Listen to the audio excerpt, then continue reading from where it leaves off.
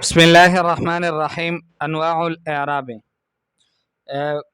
گزشتہ سبق میں ہم نے پڑھا تھا انواع البناء، اور اس میں ہم نے یہ بات کہی تھی کہ جو کلمہ مبنی ہوتا ہے وہ یا تو مبنی علی السکون ہوتا ہے، یا پھر مبنی علی الضم ہوتا ہے، یا مبنی علی الفتح ہوتا ہے، یا مبنی علی الکسر ہوتا ہے۔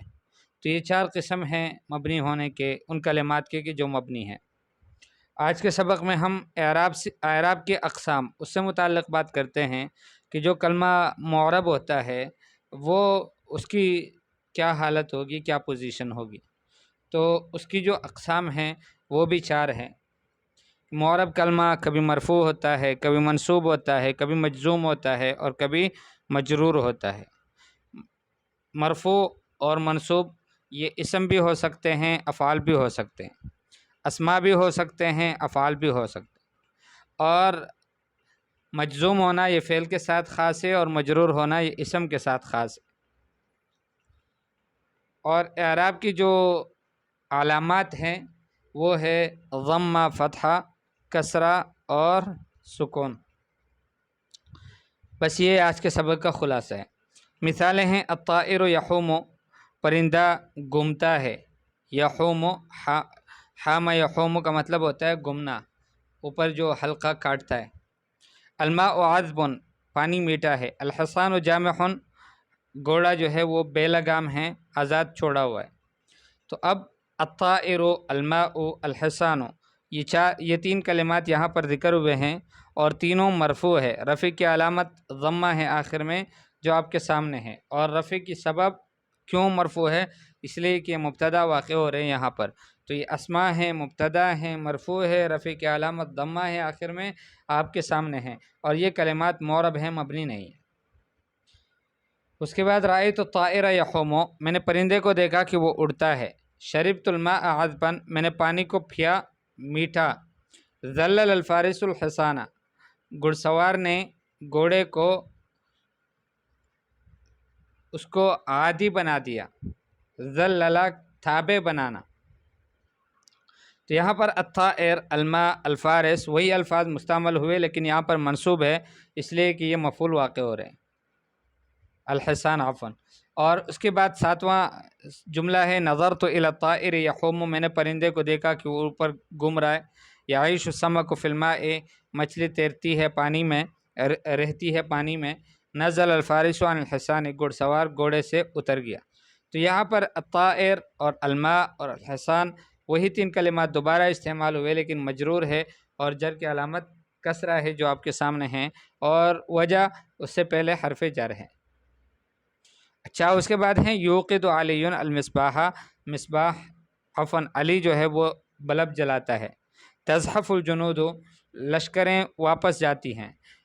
تورق الاشجار، درخت جو ہے وہ پتے دیتا ہے۔ تو یہاں پر یوقد اور تزحف اور تورق آپ نے دیکھا کہ افعال مضارعہ ہیں، اور ان کا یہ مرفوع ہیں، اور مرفوع ہونے کا سبب جو ہے وہ ان کا خالی ہونا ہے نواسب اور جوازم سے۔ تو چونکہ اس سے پہلے کوئی ادوات نصب یا ادوات جزم میں سے نہیں ہیں، اس لیے وہ مرفوع ہیں، اور رفع کی علامت ضمہ ہے جو آپ کے سامنے ہیں آخر میں۔ اس کے بعد والی مثال لن یوقد علی المصباح، علی جو ہے وہ مصباح بلب ہرگز نہیں جلائیں گے۔ لن تزحف الجنود، لشکریں ہرگز پسپا نہیں ہوگی۔ لن تورق الاشجار، درخت پتے نہیں دیں گے۔ تو یہاں پر یوقد اور تزحف اور تورق یہ افعال ہیں، مضارع ہے، معرب ہے، اور عفوا منصوب ہے۔ نصب کی علامت فتحہ ہے، اور نصب کا سبب جو ہے وہ لن ہے جو کہ ادوات نصب میں سے۔ اس کے بعد والی مثال ہیں لم یوقد علی المصباح، لم یزحف جندی، لم تورق شجرہ، کہ لم یوقد علی المصباح، علی نے مصباح نہیں جلایا۔ لم یزحف جندی، کوئی فوجی پسپا نہیں ہوا۔ لم تورق شجرہ، کسی درخت نے پتے نہیں دیے۔ تو یہاں پر لم آیا ہے جو کہ جازم ہے، اس کی وجہ سے یوقدو جو فعل مضارع مرفوع تھا وہ ابھی مجزوم بن گیا ہے، اور جو ہے جزم کی علامت سکون ہے آخر میں آپ کے سامنے ہیں، اور اس کا سبب وہ لم ہے ادوات جزم میں سے کسی ایک کا ہونا۔ الطائر والماء والحصان فی امثلۃ القسم الاول كلها اسماء۔ الطائر والماء والحصان یہ پہلی قسم کی مثالوں میں سب کے سب اسماء ہی ہے۔ وہی فی الامثلۃ الثلاثۃ الاولی منہ مرفوعۃ، اور یہ پہلی والی 3 اقسام میں مرفوع ہیں، لأنها مبتدآت، اس لیے کہ یہ سب مبتدا واقع ہیں۔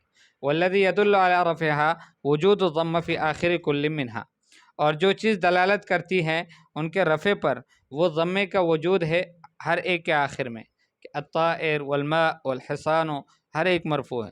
وفی الامثلۃ الثلاثہ، اور دوسری جو 3 مثالیں ہیں اس میں منصوب ہے، لأن کل منہا مفعول بہ، اس لیے کہ ہر ایک ان میں سے مفعول بہ واقع ہے۔ والذی یدل علی نصبها وجود الفتحہ فی آخر کل منہا، جو چیز دلالت کرتی ہے ہر ایک کے منصوب ہونے پر وہ فتح کا وجود ہے ہر ایک کے آخر میں۔ وفی الامثلۃ الثلاثۃ الثالثہ، اور تیسری 3 مثالوں میں یہ مجرور ہے، کیوں؟ لأن کل منہا مسبوق بحرف جر، اس لیے کہ ہر ایک سے پہلے جو ہے وہ حرف جر آیا ہے۔ والذی یدل علی جرہا، اس کے مجرور ہونے پر جو چیز دلالت کرتی ہے وہ ہے وجود الکسرۃ فی آخر کل منہا، ہر ایک کے آخر میں کسرے کا وجود۔ وبذا، اور اسی سے نرى هذه الاسماء قد تغیرت اواخرها، ہم دیکھتے ہیں ان اسماء کو کہ ان کا آخر متغیر ہوا، من الرفع، رفع سے نصب کی طرف، ثم الى الجزم، پھر جزم کی طرف، واذن، اور پھر فلا بد ان تكون معربا، پھر ضروری ہے کہ یہ معرب ہوں۔ والکلمات یوقد وتزحف وتورق فی امثلۃ القسم الثانی افعال مضارعہ۔ اچھا، اب دوسری طرف آتے ہیں تو دوسری قسم کی جو مثالیں تھیں بائیں طرف جو لکھی ہوئی تھی لائن میں، وہ ان مثالوں میں یہ جو یوقد اور تزحف اور تورق، یہ جو کلمات ہے یہ افعال مضارع ہیں۔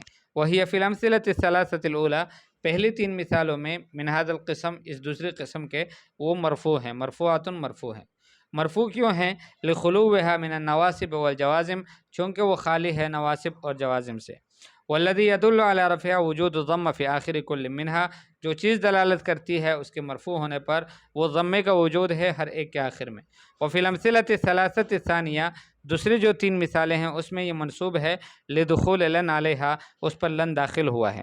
والذی یدل علی نصبها وجود الفتح فی آخر کل منها، اور جو چیز دلالت کرتی ہے اس کے منصوب ہونے پر وہ فتح کا وجود ہے ہر ایک کے آخر میں۔ وفی الامثلۃ الثلاثۃ الاخیرہ مجزومہ، اور آخری 3 مثالوں میں یہ مجزوم ہے۔ کیوں مجزوم ہے؟ لدخول اداۃ الجزم علیہا، اداۃ الجزم اس پر داخل ہوا ہے اس لیے۔ والذی یدل علی جزمها، جو چیز دلالت کرتی ہے اس کے مجزوم ہونے پر وہ ہے وجود السکون فی اواخرها، آخر میں سکون کا موجود ہونا۔ وبذا نرى، اور اسی سے ہم یہ دیکھتے ہیں ان هذه الافعال قد تغیرت اواخرها، کہ ان افعال کا آخر جو ہے وہ متغیر ہوا، من الرفع الى النصب، رفع سے نصب کی طرف، ثم الى الجزم، پھر جزم کی طرف، واذن لابد ان تكون معربا، پھر یہ بات سمجھ میں آ گئی، یہ بات واضح ہو گئی کہ یہ معرب ہی ہیں، ان کا معرب ہونا پھر ضروری ہے۔ القواعد، الاحوال التي تعتری اواخر الکلمات المعربۃ اربع، وہ احوال کے جو معرب کلمات کے آخر میں پیش آتے ہیں وہ 4 ہیں۔ وہی الرفع والنصب والجر والجزم، وہ ہے رفع، نصب، جر اور جزم۔ وتسمى انواع الاعراب، اور ان کو انواع الاعراب کہا جاتا ہے۔ علامات الاعراب الاصلیۃ اربع، اعراب کے علامات جو اصلی علامات ہیں وہ 4 ہیں۔ کون کون سے؟ الضمۃ والفتحۃ والکسرۃ والسکون، ضمہ، فتحہ، کسرہ، سکون۔ وینوب عنها علامات اخرى، کچھ اور علامات ان کی نیابت میں کام کرتے ہیں، تذکر فی مواضعها، وہ اپنی جگہوں میں ذکر کیے جائیں گے، ابھی اس کو ہم ذکر نہیں کرتے۔ الرفع والنصب یشترکان فی الاسماء والافعال، رفع اور نصب دونوں مشترک ہیں اسماء اور افعال میں۔ والجر یختص بالاسماء، جر جو ہے یہ مختص ہے اسماء کے ساتھ، کما یختص الجزم بالافعال، جیسے کہ جزم افعال کے ساتھ خاص ہے۔ عین الکلمات المعربہ فی العبارتین الآتیتین، آنے والی 2 عبارتوں میں معرب کلمات کی تعین کرو۔ وشکل آخر کل منہا، ہر ایک کے آخر کے اوپر تشکیل بھی کر دو، زبر زیر پیش بھی لگا دو۔ علی الانسان ان یراعی فی الملابس فصول السنہ فیحسن به ان یلبس القطن فی الصیف والصوف فی الشتاء۔ ان المزاح یجلب البغضاء ويقطع الاخاء فابتعد عنه الا اذا كان يسيرا فانه يريح العقل ويكسبه نشاطا۔ یہ دو جملے ہیں، ان میں آپ نے بتا دینا ہے کہ کون سا کلمہ معرب ہے اور کون سا مبنی ہے۔ کون ثلاث جمل فی کل منہا اسم معرب مرفوع علی انہ فاعل، تین جملے، ہر ایک جملے کے اندر اسم معرب مرفوع ہو اور اس وجہ سے مرفوع ہو کہ وہ فاعل ہے، اور پھر تین جملے اور ان میں سے ہر ایک کے اندر اسم مرفوع ہو، معرب ہو، مرفوع ہو، اور اس لیے مرفوع ہو کہ وہ مبتدا ہو، اور پھر تین جملے ایسے کہ ان میں ہر ایک کے اندر اسم معرب ہو، مرفوع ہو، اور مرفوع ہونے کی وجہ جو ہے وہ اسم ہو کھانا کی، اور تین جملے پھر اور کہ ان میں سے ہر ایک کے اندر جو ہے اسم معرب ہو، مرفوع ہو، اور وہ اس وجہ سے مرفوع ہو کہ وہ خبر ہو ان کے لیے۔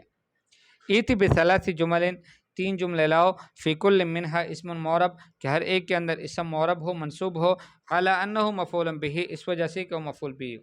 دوسرے بھی تین جملے لاؤ کہ ان میں ہر ایک میں اسم معرب منصوب ہو، اس وجہ سے کہ وہ اصبح کا خبر ہے، اور تین جملے لاؤ اور اس میں بھی اسم معرب منصوب ہو اور اسم ہو ان کے لیے، اور تین جملے لاؤ کہ ان میں سے ہر ایک کے اندر اسم جو ہے وہ معرب ہو لیکن مجرور ہو حرف جر کی وجہ سے۔ ضع کل اسم من الاسماء الاتیۃ فی جمل ثلاث، آنے والے اسماء میں سے ہر ایک اسم کو تین جملوں میں رکھو، بحیث یکون مرۃ مرفوعا و مرۃ منصوبا و مرۃ مجرورا، اس طرح سے کہ ایک دفعہ تو مرفوع ہو، دوسری دفعہ منصوب ہو، تیسری دفعہ مجرور ہو، تو ہر ایک اسم کے تین تین جملے آپ نے لکھ لینے۔ ضع کل فعل من الافعال الاتیہ، آنے والے افعال میں سے ہر ایک فعل کو رکھو، فی جمل ثلاث، تین جملوں میں، بحیث یکون مرۃ مرفوعا، کہ ایک دفعہ مرفوع ہو، ایک دفعہ منصوب ہو، ایک دفعہ مجزوم ہو۔ بین فی العبارۃ الاتیہ، آنے والی عبارت میں وہ معرب کلمات جو ہے الکلمات المعربہ، وہ معرب کلمات بیان کرو، تعین کرو اس کی، التی لا يدخلها الجزم، کی جن پر جزم نہیں آتا، والتی لا يدخلها الجر، کی جن پر جر بھی نہیں آتا۔ یجب علی الانسان ان یبذل کل جہد فی اعلاء شأن وطنہ وان یعمل على ما یجلب السعادة لساکنیہ ولن یتم له ذلك الا بان یقدم المنفعة العامة على المنفعة الخاصة۔ تمرین فی الانشاء، انشاء میں بھی تمرین ہے، آپ سے مطلوب ہے اذکر خمس جمل تشمل کل واحدۃ منها على فائدۃ من فوائد نہر النیل، پانچ جملے لکھو کہ ان میں سے ہر ایک جملہ نہر نیل کے فوائد میں سے ایک فائدے پر مشتمل ہو۔ ثم بین ما فی الجملتین الاولین، پھر جو دو پہلے والے جملے ہیں ان میں بیان کرو، من الکلمات المعربہ، معرب کلمات بھی، کہ ان میں معرب کلمات کون سے، وعلامات اعرابها، اور اس کے اعراب کی علامات بھی بتا دو کہ کون کون سے ہیں۔